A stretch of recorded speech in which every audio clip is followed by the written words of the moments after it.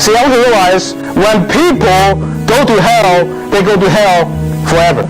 The Bible says that there will be day and night being tormented in hell. And if thy hand offend thee, cut it off. It is better for thee to enter into life maimed than having two hands to go into hell, into the fire that never shall be quenched, where their worm dieth not, and the fire is not quenched. Do you think God is trying to make a point here? Their worm dieth not, into the fire that shall never be quenched. I want you to realize this. When people go to hell, they go to hell forever. There's no way out.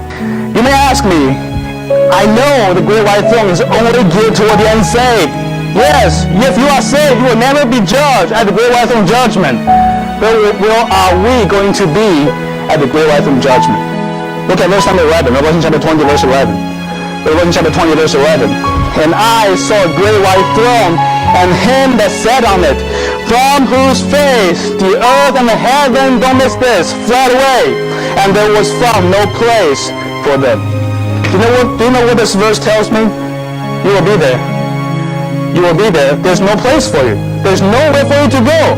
You know, if you are saved, you will never be judged at the great white throne judgment, but you will be present, seeing God casting people into the lake of fire. And it came to pass at the end of 7 days that the word of the Lord came unto me, saying, Son of man, I have made thee a watchman unto the house of Israel. Therefore hear the word at my mouth, and give them warning from me.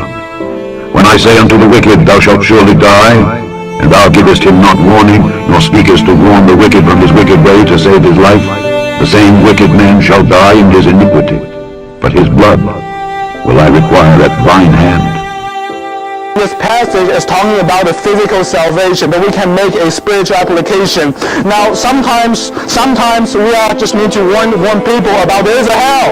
You see, God has made us a watchman. We've seen the sword coming. We've seen the judgment coming. If you are doing nothing, their blood will be on your hand. Sometimes I want to call soul warning. You see, I'm okay. I'm okay with people going to hell if they've heard a clear presentation of the gospel and they choose to reject it. See, their blood is on their hand. But I can't go to sleep tonight knowing if I could just open my mouth, that person could be saved. Sometimes we need to get the soul back in soul winning. Even if we have nobody saved yesterday, even if we have nobody saved every time when we go soul winning, at least we give them a chance. At least we give them warning.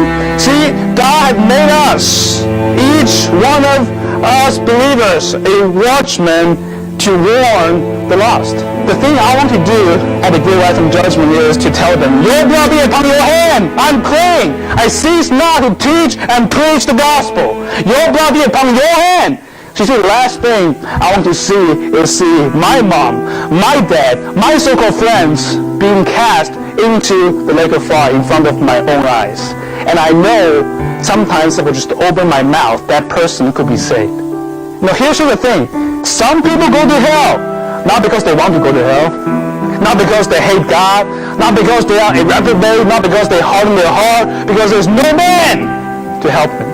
When people don't reach people go to hell. You say, why? Because God has given us the ministry of reconciliation. Paul said, I'm pure from the blood of all men, for I have not shunned to declare unto you all the counsel of God. Some people go to hell, not because they want to go to hell, because there's no man to help them. How can I except some man should guide me? How can I except some man just open their mouths to preach the gospel to me? You see, there must be a preacher. There must be a preacher. I've seen that with my own eyes. There's so many times I knock on someone's door. I ask them, if you die today, do you know for sure you're going to heaven? They tell me, I don't know, but I want to know. I've seen that with my own eyes. Imagine if I would never knock on that door. That person wants to get saved. They are searching, they are looking, but there's no man to help them. And I had one time, I got a lady saved, and after she got saved, she's begging me. She's asking me, can you save my mom? Can you save my daughter? There are people who wants to be saved, but there's no man to help them. God has made us, every single Christian, a watchman. God has given us the duty. God has entrusted us with the gospel. You see, the last thing I want to see at the great white throne judgment is to see my friends being dead, standing before God, staring at me, telling me, Justin, you know that's coming. Why don't you tell me?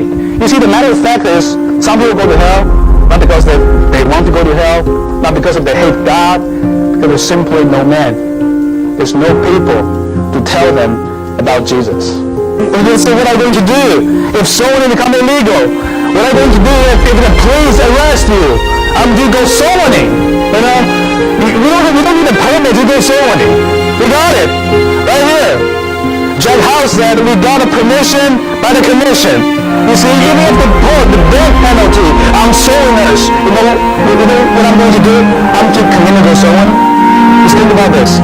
If you can spare your physical life, if I can spare my physical life to spare someone's eternity in hell, I can do it any day of the week. True mission starts from where you are at. True mission starts from your neighborhood, your family, your school, your workforce. And then eventually we reach the ultimate part of the earth. But true mission starts from you. See, the Bible says, if our gospel be heard, it is heard to them that are lost. You see, I don't want to see my family being cast into hell. I don't want to see my friends, my mom being cast into hell. But the truth is, you will be there. You will be there. What are you doing with your life today? But if our gospel be heard, it is heard to them that are lost.